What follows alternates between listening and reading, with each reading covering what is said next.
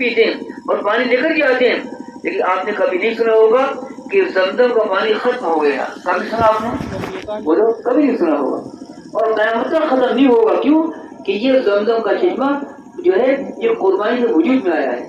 اور قیامت تک اللہ پاک کی بات سمجھا دی کہ جب 3 کی قربانی لگے گی جی، 3 کی قربانی لگے گی جی، تو اللہ پاک وہاں 3 کے چشمے جاری فرمائیں گے. 3 کے چشمے جاری فرمائیں گے، ایک مرد، ایک عورت، ایک بچہ. اب سیرت میں آئیے، حضور علیہ السلام آپ غار حرا میں تشریف فرماتے تو جبریل علیہ السلام آئے قرآن کی آیتیں لے کر، اقرا پڑھیے. آپ نے فرمایا کہ میں پڑھا ہوا نہیں ہوں. پھر جبریل علیہ السلام نے آپ کو جھنجھوڑا، اقرا پڑھیے. آپ نے فرمایا کہ میں پڑھا ہوا نہیں ہوں. فرمایا اقرا بسم ربک الذی خلق خلق الانسان من علق. بس یہ قرآن کی 5 آیتیں نازل ہوئیں. تو حضور علیہ السلام غار حرا سے گھر تشریف لائے اور حضرت خدیجہ رضی اللہ عنہا کو یہ قرآن کی آیتیں پڑھ کر سنائیں جو آپ پر سب سے پہلی وحی نازل ہوئی تھی. اور قیامت تک آپ نے بات سمجھا دی کہ گھر میں جو ہے قرآن کے سیکھنے سکھانے کا حلقہ ہو.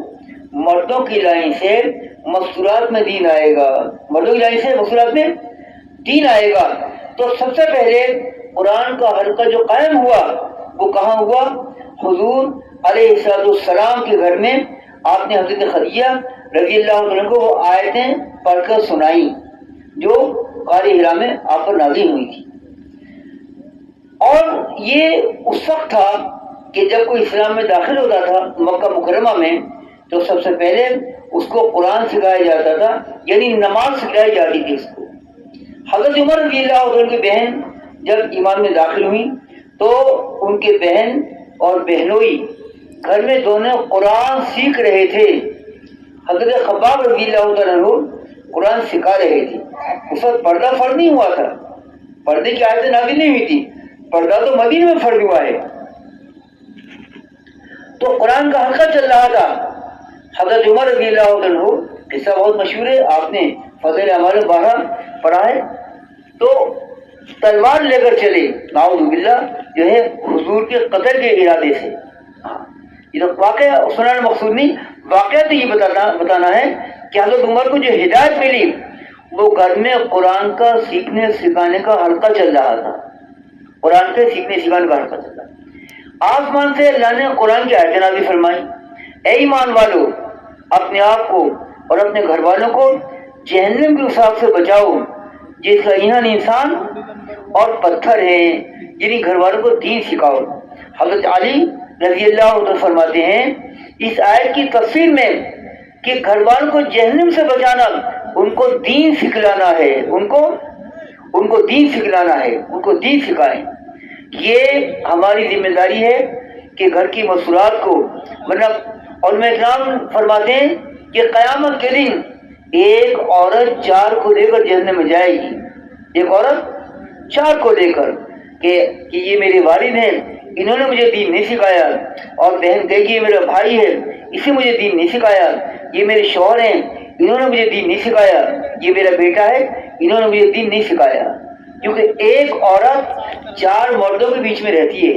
ایک عورت 4 مردوں کے بیچ میں رہتی ہے اور ایک مرد 4 عورتوں کے بیچ میں رہتا ہے. ایک اس کے والد، ایک اس کا بیٹا، ایک اس کا بھائی، ایک اس کا شوہر، 4 محرم ہے نا. اور ایسے ہی ایک اس کی بیوی، ایک اس کی والدہ، ایک اس کی بہن، ایک اس کی بیٹی. جی تو اب اس مرد کی ذمہ داری ہے کہ ان 4 کو دین سکھائے، اپنی بیوی کو، والدہ کو، شوہر اور اپنے بیٹی کو اور اپنی بہن کو. یہ ذمہ داری ہے. پھر مسئولات کی ذمہ داری کیا ہے کہ ازواج مطہرات حضور علیہ السلام اللہ کے محبوب کی خدمت میں ایک صحابیہ حاضر ہوئی، اسماء بنت یزید رضی اللہ عنہ. آپ نے عرض کیا یا رسول اللہ صلی اللہ علیہ وسلم، مرد حضرات تو آپ سے دین کی باتیں مسجد میں سنتے رہتے ہیں، ہمارے لیے کیا ہے؟ تو اللہ کے پیارے محبوب حضور علیہ السلام نے پیر کا دن مقرر فرمایا کہ مدینے کے فلاں گھر میں مدینے کی مسرات جمع ہو جایا کریں. تو پیر کے دن مدینہ منورہ میں مسرات ایک گھر میں جمع ہو جاتی. اللہ کے پیارے محبوب وہاں تشریف لے جاتے اور مسرات کو دین کی باتیں سمجھا دیتے. آپ یہ ہفتے واری تعلیم شروع ہو گئی. مدینہ میں ہفتے واری تعلیم شروع ہو گئی اور یہ پیر کا دن مقرر کیا گیا. پیر کا دن.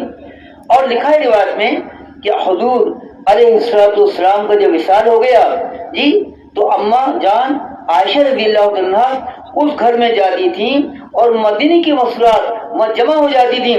عائشہ رضی اللہ عنہا ان کو جا کر دین کی باتیں سمجھاتی تھی, بتاتی تھی. یہ ہفتے واری تعلیم ہو گئی. ہفتے واری تعلیم. محترم دوستو, ہماری آپ کی ذمہ داری یہ ہے کہ ہم اپنی مسرات کو دین سکھائیں. کیوں؟ ایک خاتون کا بننا پورے خاندان کا بننا ہے اور ایک خاتون کا بگڑنا پورے خاندان کا بگڑنا ہے. ایک خاتون جب بنتی ہے تو پورا خاندان بن جاتا ہے اور ایک خاتون جب بگڑتی ہے تو پورا خاندان بگڑ جاتا ہے. ایک خاتون تنہا نہیں ہوتی. کیوں؟ امت کا قیمتی سرمایہ ماں کی گودوں میں پرورش پاتا ہے. امت کا قیمتی سرمایہ. ارے بولو, بچے ماں کی گود میں پرورش پاتے نہیں پاتے جی؟ تو ماں اگر دیندار ہوگی تو یاد رکھنا ماں کی گودوں میں جو بچے پرورش پائیں گے ان کے اندر بھی دین ہوگا, اور اگر ماں کے اندر دین نہیں ہوگا تو ماں کی گودوں میں جو بچے پرورش پائیں گے ان کے اندر بھی دین نہیں ہوگا, ان کے اندر بھی دین نہیں ہوگا. جی ہاں, یہ ماں کی ذمہ داری ہے. اور ماں نے اپنے بچوں کی تربیت کس انداز میں کی. مختلف واقعات لکھے کتابوں میں کہ ماں نے اپنے بچوں کی تربیت کیسے کی. حضرت جی کے واقعات لکھے. حضرت جی مولانا الیاس صاحب رحمت اللہ علیہ کے خاندان کے ماں کے واقعات لکھے ہیں. ان ماں نے ماں کے واقعات لکھے کہ انہوں نے اپنے بچوں کو کبھی بغیر وضو کے دودھ نہیں پلایا. کبھی بغیر وضو کے دودھ نہیں پلایا. اور ماں نے جب بھی بچے کو دودھ پلایا تو ماں نے پہلے وضو کیا اور قرآن کی تلاوت شروع کی. قرآن کی. اب بچہ دودھ پی رہا ہے, ماں قرآن پڑھ رہی ہیں. اس دودھ کے ذریعے قرآن کے ساتھ بچے کے اندر منتقل ہوتے رہے. 2 سال کے بعد جب بچے کا دودھ چھٹا ہے جی اور بچہ بولنا سیکھا ہے تو لکھا ہے پاؤ پارا قرآن کا حفظ ہو چکا تھا اس بچے کو 2 سال کی عمر میں. یہ کب ہوا؟ کہ جب ان ماں نے اپنے بچوں کی تربیت اپنی گود میں کی ہے کہ ان ماں نے اپنے بچوں کو کبھی بغیر وضو کے دودھ نہیں پلایا. ہاں, تربیت کے انداز نرالے ہیں. خواجہ قطب الدین بختیار کاکی ہمارے دہلی کے اندر مہروری میں ان کی قبر ہے.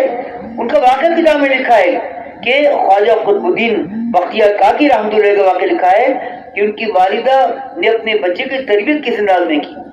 تربیت کیسی کی؟ فرمایا جی ایک جماعت میں ساتھ کہ جب یہ مدرسے سے پڑھ کر آتے تھے تو بچوں کی عادت ہوتی ہے کہ امی جان کھانا چاہیے کھانا.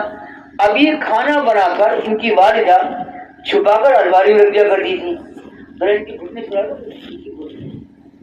گھٹنے چھوڑو بھائی, گھٹنے چھوڑ دو. ہاں, آپ ہمارے قاری ظہیر صاحب تھے. قاری ظہیر صاحب